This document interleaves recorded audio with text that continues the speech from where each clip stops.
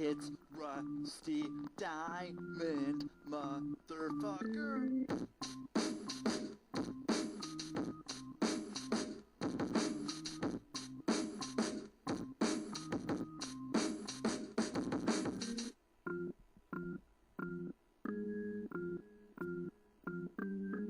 It's Rusty Diamond, motherfucker.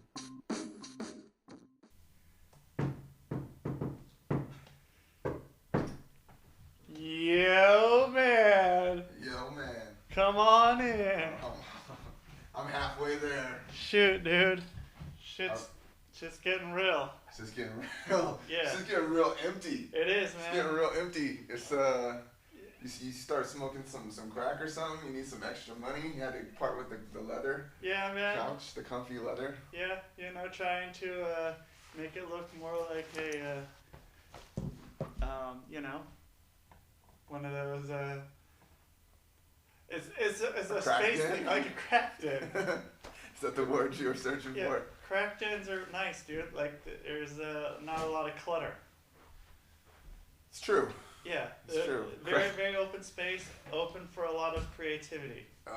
Yeah, lots of room for There's an echo. growth and creativity. Yeah. There's an echo. There is an echo. Hopefully that won't. Hopefully you can work that out in the post production. I will, man. I have my team on You'll it. have dude. Merle on it. Yeah, dude. Dude, I was looking at this thing. Joe Rogan goes and does this cryo thing where he goes in 237 degrees below zero for 3 minutes. 3 minutes? Yeah. In like a tube or in some enclosed chamber? Yeah. Because it's like a healing thing. Yeah. I think I've heard of this, or Yeah. I think I've heard him talk about wanting to do it, but not like he actually did it. Yeah, I just saw it on the internet, or else he. So he froze his balls superimposed off. Yeah, for 3 minutes, and then got out, and then went back in for 3 minutes. Commando. Yeah, I was wondering if you had heard anything about that. About how he's doing, or how about the cryo? Yeah, what are you called? Does he have hypothermia? Probably. Have I heard? No, I mean I've heard him. I think I've heard him talk about that on his podcast, but he talks about so many weird. Yeah, seriously, man. He talks about a lot of weird shit that he would like to do. I might be getting it confused. Yeah, he's either gonna live to be 200 years old or he's gonna die in like 4 months. It's possible. No, there was something he was talking about. I think that might have been it. There's somebody else on the show that was like an MMA fighter or something had been doing. I think so. That he was like. I had heard about it. I was like, what the Yeah, fuck is this, man? it seems a little crazy. Yeah, but then you think about. I mean, it's just like an ice bath. Yeah. To another level. It's like a super badass ice bath, I guess, right? Yeah, Makes ice sense. is pretty cold. I don't know if it's. I mean, I'm always too much of a pussy to take an ice bath. I've thought about it. I like a nice hot bath. I'll put some ice packs on myself and yeah. get up and take a nice. Oh nice yeah, shower it's something bath about or the something. water and the ice and your whole body in it that seems really, really intimidating to me. But I mean, when you're like, I mean, it makes sense. You want to stop swelling, you use ice. So I guess, like, theoretically, I mean, I've only seen it done, like, people that train MMA and stuff, they'll, like, take ice baths midday, like, every day, like pro MMA fighters. Oh, where are they getting all this ice, man? They're rich, dude. They're balling out of control. They can afford the extra. They got the extra ice. They have like 9 ice trays and They got 9 ice trays in the freezer. Like the freezer's a whole ice tray, man. Yeah, they like, got a whole big-ass custom-made ice tray just for their lifestyle. Yeah, man. Or go and buy a few of those blocks. I agree. 7-Eleven. It would get expensive. You're like, damn, fool, you're spending like $6 to $8 on ice every day. Yeah. You fucking baller. I just buy a whole bunch of like frozen mixed vegetables and fucking take them out every day. And, Right. Yeah, know. while they're in the plastic bag still. Yeah, they're in a plastic bag. You throw them back in, refreeze them. Yeah. And maybe. Easy peasy. Easy peasy, man. Getting Easy. corny. Easy. Oh shit. Dude. But no, like, yeah, I mean, like, it makes sense to me though. It's just dudes that like your John Jones, for example, like he takes ice baths every day. I've seen him on like countdown UFC specials and shit, cause like you train for 2 to 3 hours and then you take a break. And in order, it basically it helps with your body to recuperate quicker, so you can go hard again faster. That's the thought there. So they'll take an ice bath midday, and then like later that evening they'll train another couple hours or whatever. It's hardcore, man. It's all about making your body rebound faster. Yeah, so it makes sense that that what is it called? I want to call it a hyperbolic chamber, but that can't be right. Cryo something. Yeah, when they freeze shit. Makes sense. It's just like a super commando ice bath on steroids. Right. Yeah. For 3 minutes, you go and And you're fucking good as new. You're right as rain, dude. Ready to go hit it again. 4 minutes, you probably end up starting to look like Austin Powers. I feel like what I was hearing him talk about wasn't that though. I think it was like more like, I don't want to say anti-gravity. It was like those things that like cyclists use to like, I think it has to do with like regulating their blood flow. No. I mean, yeah, cyclists do a lot of stuff. But no, it's like some chamber, man. Some fucking chamber, like an altitude simulation, like something. I don't know. He's always talking about weird shit. Yeah, because he went from the float tanks to the...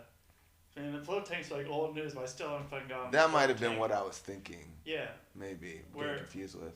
That's the one where you're in the salt water in like a coffin type thing, and it's like filled. The water is like up to just above your ears when you lay down, and since there's so much salt in it, you just float, and you can like start like tripping. Oh, like, really? Yeah. You start having a natural. Because of like an inner ear thing. The pressure maybe possibly in your head. Yeah, and you're able to like, because it's totally dark in there, and you just you don't have any of your body weight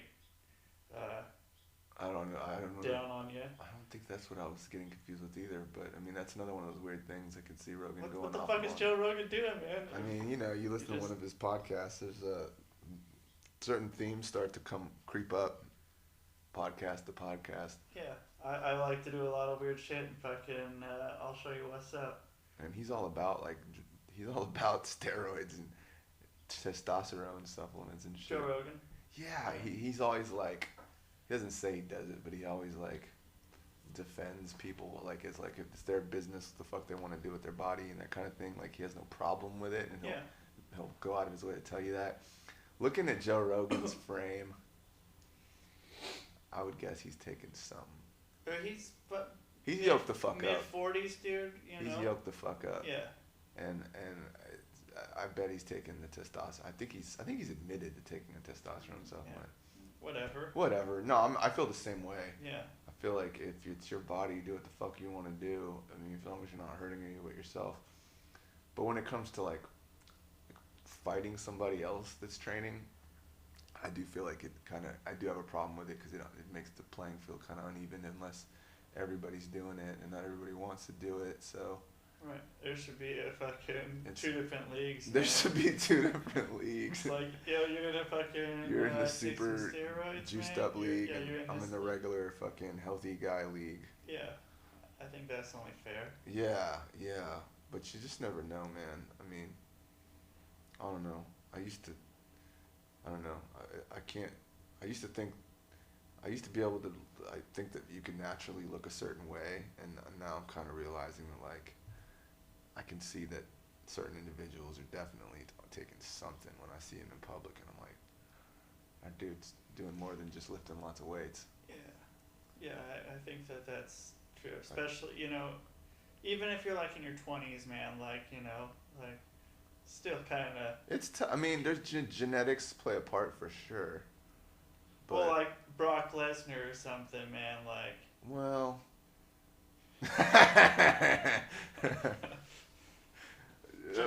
Genetics.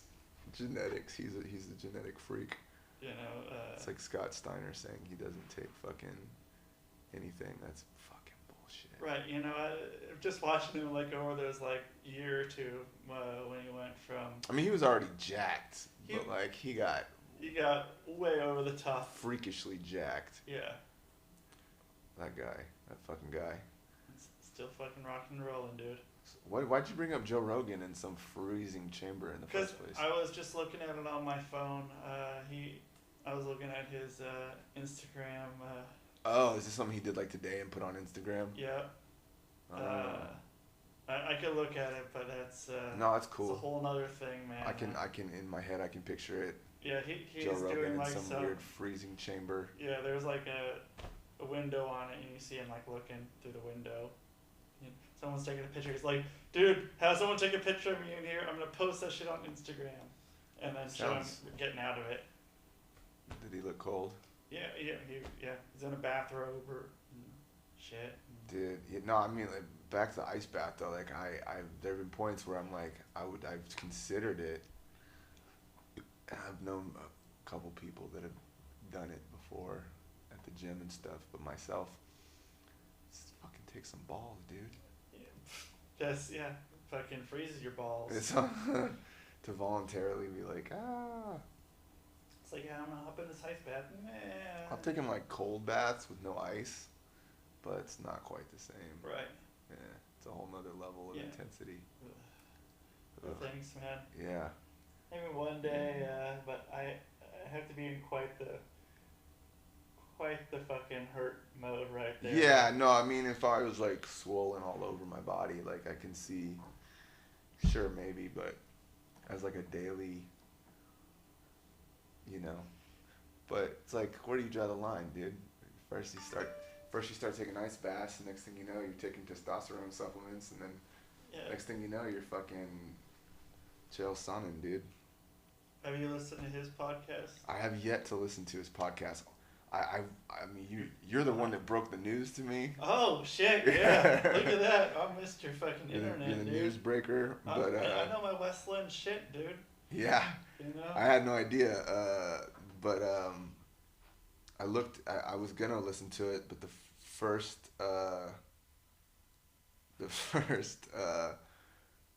what do you call it? The first episode had a really shitty guest that didn't really intrigue me much. I mean, Ariel Helwani, it's like, who gives a fuck? He's a fucking MMA journalist. Yeah, and this next one is the one that came out today is Chris Leben. Okay, I was curious. So that one I'll totally listen to. They talk about Team Quest and I'll probably listen to that later this afternoon. I haven't listened to it yet. I just that's what it said, and I was like, well, that's awesome. Yeah, that's. Well, you're not into that? No, it came out like a few hours ago. I've been listening to fucking Pandora. You didn't sound pumped about listening to it. No, I was trying to pump you up on I'm pumped, dude. The Chris Leben in any podcast, even if it isn't Chael, I'll listen to that shit because I like Chris Leben. He's a pretty real dude. Yeah, because on the first one he does like a Chris Leben story. Like he says he's going to tell a Chris Leben story during every podcast.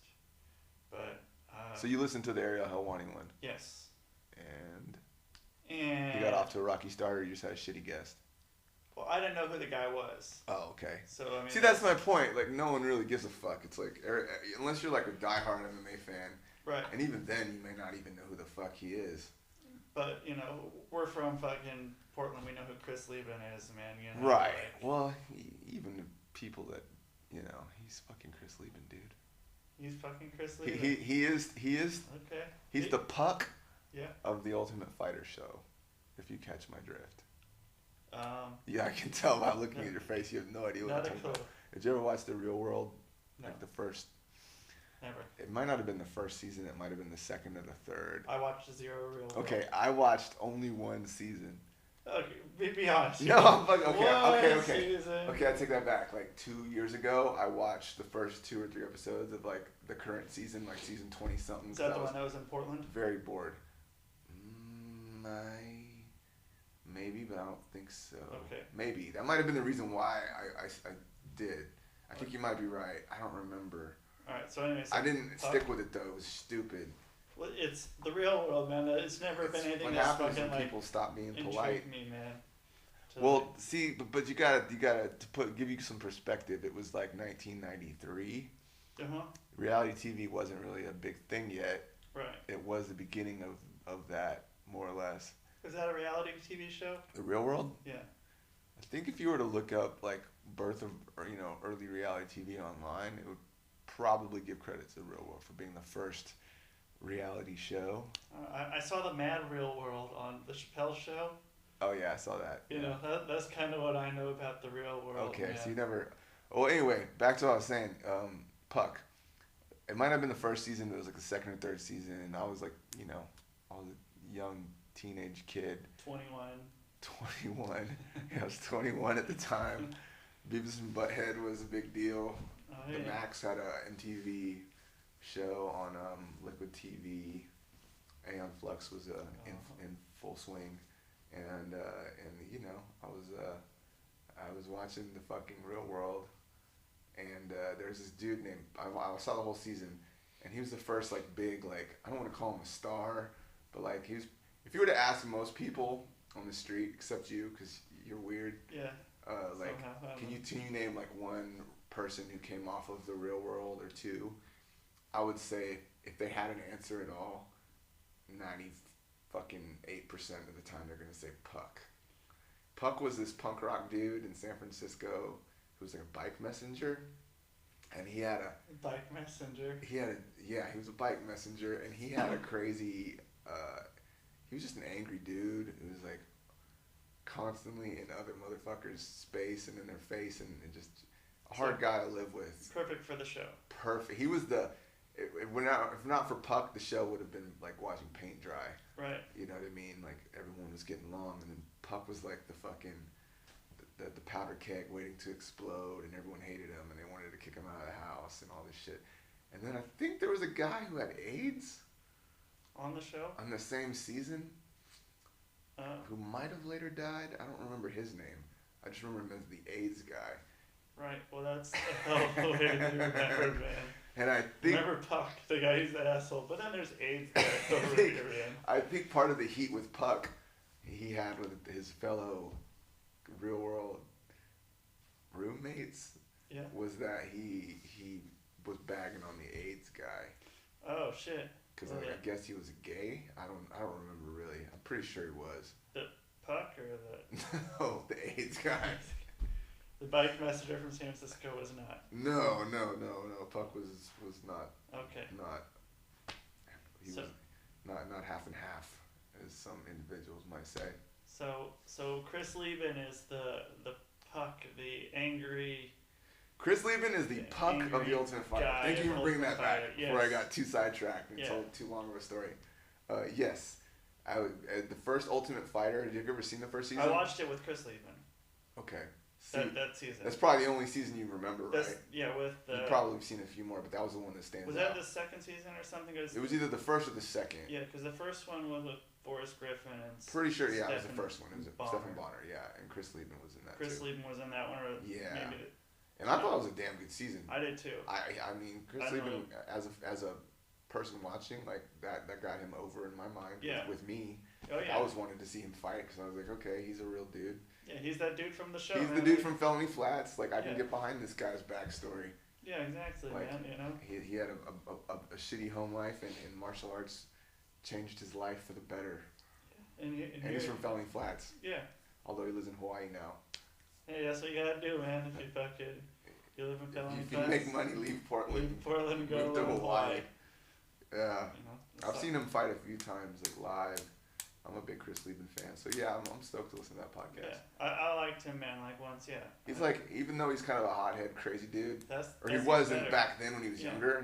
But even then, there was like a likable, real dude kind of quality that you could see he's not a total prick. You know what I mean? Like, generally, I feel like when he had a problem with somebody, I could understand where he was coming from, even though he wasn't handling the situation on the show like most normal people would. Yeah. Well, and the Ultimate Fighter doing that show, or the UFC doing that show, was a really good idea to, like, you know, get a lot of, like, new guys over, like, you know, right? Just, you know, like. It was a new show at the time. Yeah. Like, I hadn't seen The Contender, which was like. Is that the boxing one? That was the boxing one, and that came before the Ultimate Fighter, and that kind of gave them the idea, because that really at the time was big for boxing. Yeah. And there weren't a lot of guys that were getting over because of their backgrounds. It was mostly because. Are you talking about MMA? Boxing and MMA. Yeah. You know, it was mostly. MMA didn't really. That's what really did it for MMA. Yeah. Like, that's what got a lot of people into it. Before, we're kind of like, there was a few people that, you know, there Like was... I saw the first few UFCs. I knew what it was Yeah. about, and I thought I knew what it was about, and that was all I needed to know. I didn't really want to delve any deeper. The only people that knew about MMA were people that lived Felony Flats and east of Are you in talking Portland. specifically in Portland? And as a Portland, you know, like MMA was like huge, like from Felony Flats out to like Gresham and shit, like, you know, back then. I don't know why, man. You're making But- some serious. You're. I've been around. I was here. Okay. I was one of the guys who was watching UFC and Pride and stuff back then. And Going people in Felony Flats to Gresham were talking about it. People in Felony The rest of the Flats. city didn't know what you were talking I about. don't think so. But the average dude at a bus stop in Felony Flats. Yeah, I could've Like, got how about that? How about that Chris Leben? And he'd be Like, like, dude, I know Chris Leben. I've like, been watching him. He fucking. he got fucked the my same buzz as sister's me. friend. Yeah. He did all that, man. He's He's Chris Leben, dude. He's Chris Leben. He's the crippler. Yeah. Is that? That's his nickname. Before you go dark with that, yeah, he's Chris the Crippler Leben.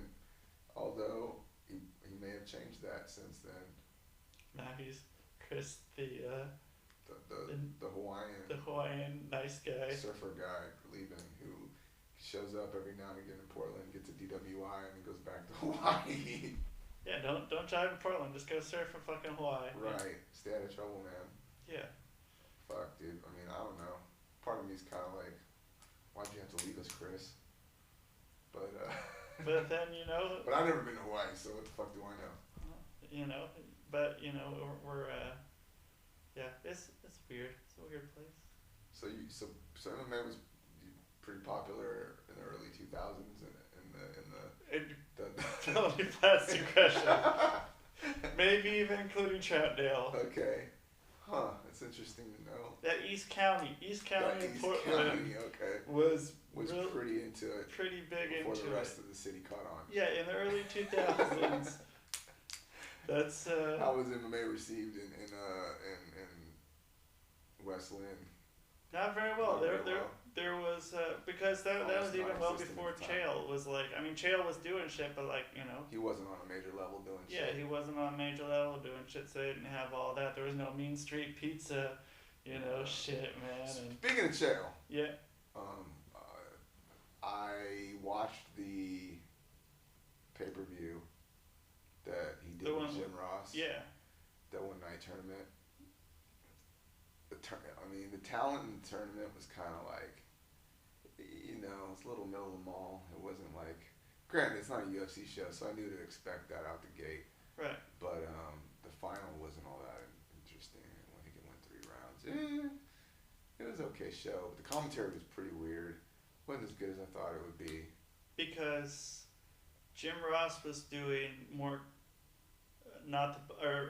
Jim Ross. he wasn't doing play-by-play. Right, because I thought every time he says in his podcast that he didn't have the skill set to call MMA, Yeah, like the technical knowledge anyway. right. I thought he was just like talking, not trying to be boastful and stuff, but Right. that he probably really did have a pretty good knowledge. But to my surprise, this is true. So He really does not know much about the technical aspects of calling a fight. because I think it would have been switched how they would have done it. It For would have been a lot better For if sure. you know fucking Jim Ross was doing play-by-play and fucking Chael was doing fucking, you know, whatever it's called in UFC. Being a color guy. Is it called that in UFC? It was or MMA. Or, he wasn't. I don't know. I don't know. I feel like maybe he's been out of the loop and he hasn't been. I mean, it should be easy for him to do it after doing it for so long, but he seemed like he was out of practice or something. And Jim Ross. Yeah, like and maybe being a podcaster and not having like, you know, the guys in the truck or Vince or whoever in his earpiece. He just seems so laid back that it was laid back like a podcast laid back. Like their banter wasn't very professional. Gotcha. Yeah, they're just And sort of chilling and watching people fight. yeah, I mean, there are things said. There's a lot of pro wrestling references made. The coolest part, I thought, it was that Chael buried a lot of pro wrestlers that came up in the conversation. Oh shit! Like Like, I assume it's just Chael being Chael, trying to stir shit up to maybe draw money down the line if he ever goes into pro wrestling or whatever. But yeah, he would just talk mad shit. I'm trying to remember who the fuck it was in particular that he. But there's like Bobby. I think he dissed Bobby Lashley. I mean. So guys who are doing both, who have done both. No, even some dudes that hadn't. I wish I could think of a good example, which I saw like 2 weeks ago. But there were like 3 or 4 wrestlers that came up in conversation that he just like in typical Chael fashion just said some fucking like out of left field diss towards him for like seemingly no reason, other than just because he's Chael. Yeah, just trying to fucking get some fucking. Yeah. Get his shit in. Trying to get his shit in, trying to plant some seeds for maybe some money down the line. I don't know, but I thought that was pretty cool. They kept like one of the guys who got to the finals is this dude who used to be in UFC called Brock Larson. So every time Jim Ross started to say his name, because he made it to the finals, so he fought like 3 times that night, he'd be like Brock Larson, and it became this like the thing they do. But after a while, it got to where they'd screw up and say Brock Lesnar because that's what he said for fucking. Yeah, which to me was like, I don't know. This is weird, just weird broadcast. And the show was very low budget. Like the camera work was weird. Like there was definitely some technical difficulties. And like when they introduced the show, he started to like when they showed the outside of the building it was in, kind of like they start with Raws or whatever. Yeah. He kind of went into like default WWE pay-per-view, like as soon as they go on the air, like, hello everybody, woo, like, and then he kind of like realized like, oh wait, this isn't what I'm doing, and he kind of like, on the fly tried to switch it up. It got off to a rough start. At the end, did he say his thing? So long everybody? Yeah. Will you do it? Huh? You should do it. So long, everybody. That's how. That's what he says. Something like that. Yeah, I think that's what. It's what he used to say on the Power Hour. I know Yeah. that. So long, everybody. Yeah. I didn't watch the last like 2 or 3 minutes. I got to the very. Oh shit. I've had enough. I saw what I needed to see. I saw I needed to see. Brock Larson lost in the finals, and that was what it was, man. Well, shit, man. We went into It's the go home spot. MMA hole right there, dude. Yeah, that's the end of the fucking. That's the reality. Yeah. Chael Sonnen and the poor areas of rural southeast Portland. Well, your words, not mine. That's the showman. the showman.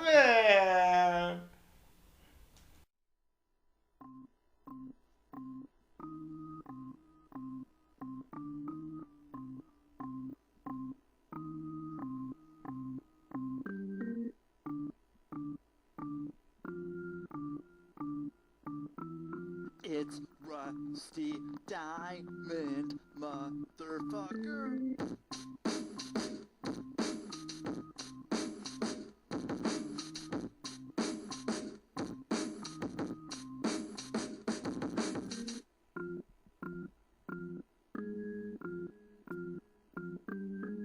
It's Rusty Diamond, motherfucker.